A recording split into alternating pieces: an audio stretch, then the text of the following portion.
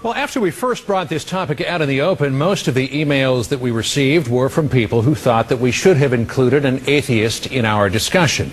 So now we're going to turn to one of the world's most prominent atheists. Richard Dawkins is an Oxford University professor whose bestseller sparked worldwide controversy. The God Delusion argues that belief in God is not only irrational, but it can be deadly.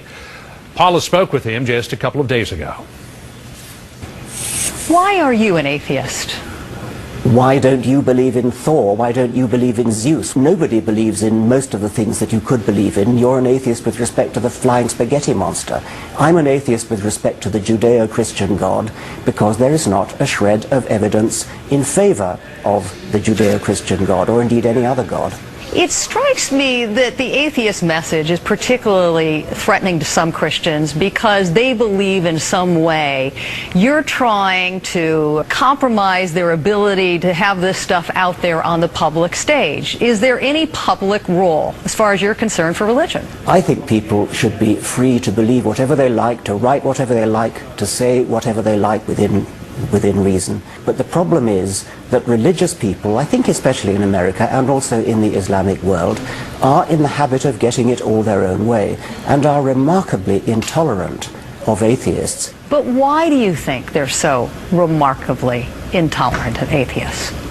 Well, I think there's a sort of historic misunderstanding of what atheism is.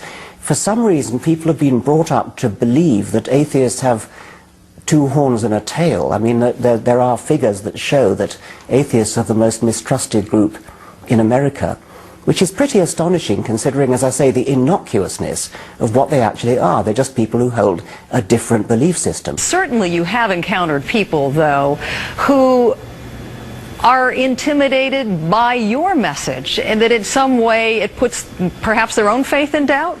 Well, why would anybody be intimidated by mere words? I mean, neither I nor any other atheist that I know ever threatens violence. We never threaten to fly planes into skyscrapers. We never threaten suicide bombs.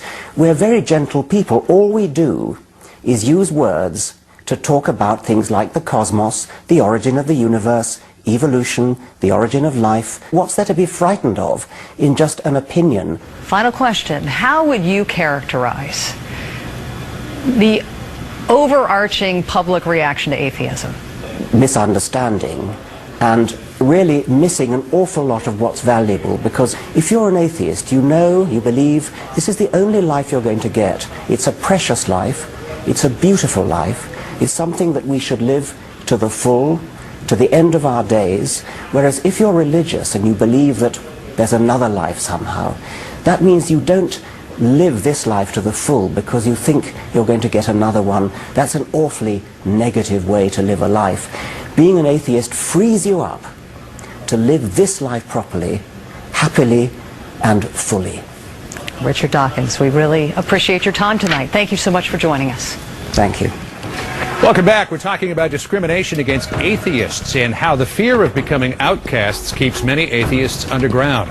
Let's turn to our Out in the Open panel again. Atheist Ellen Johnson is here with us, the Reverend Jesse Lee Peterson, and radio talk show host Rachel Maddow. So let me turn to you first of all, Ellen. Do atheists bring this on themselves by going to the Supreme Court with campaigns like trying to take the words "under God" out of the pledge, trying to take the words "in God we trust" off of the currency? You're 1 to 3% of the population. Why are you so noisy? By trying to uphold the Constitution of the United States. I think that's being a good citizen. I think that we should be applauded for it. However, most atheists are in the closet, unfortunately. We haven't seen that this is just the tip of the iceberg, and when atheists start coming out more and more, then we'll see more problems. But what the problem really is, and what it stems from, is that religion is losing out in America, and the religious know it. There's empty pew syndrome, there's a lot of competition among religions, and there's just a modern life. People are not going to church like they should, so the churches have to go to where the people are. They're going, the military is under siege, the prisons are under siege, the workplaces are under siege, and the public schools are under siege.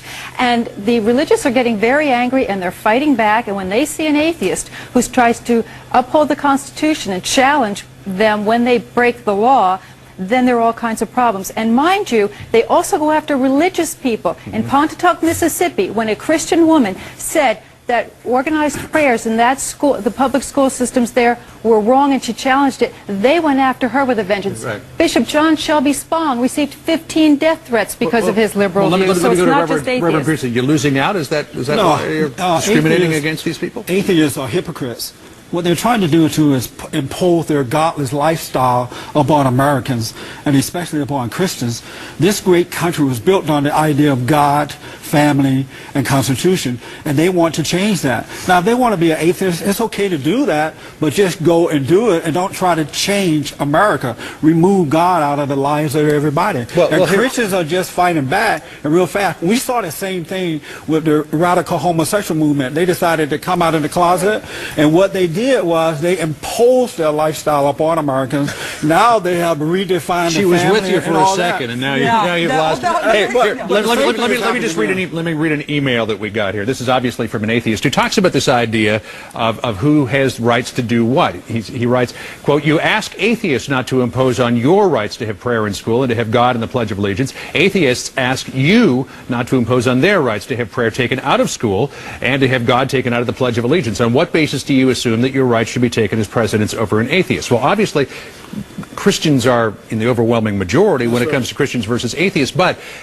does the Constitution, Rachel, not only give you freedom of religion, but freedom from religion? The Constitution gives you freedom from religion. It creates a government that is explicitly non-religious. So it should be equal rights, yes? You can say that America is a Christian nation in the sense that America is a Christian majority nation, you're right, but we have a secular government. And the way we protect religion in this country, and the way we have become such a religious country, is by protecting religion, by keeping it utterly separate from the public sphere and from government. And so there's that's not the American way, though. Yes, it is. We have Christianity in the public schools first. We're running out of time, so make it quick.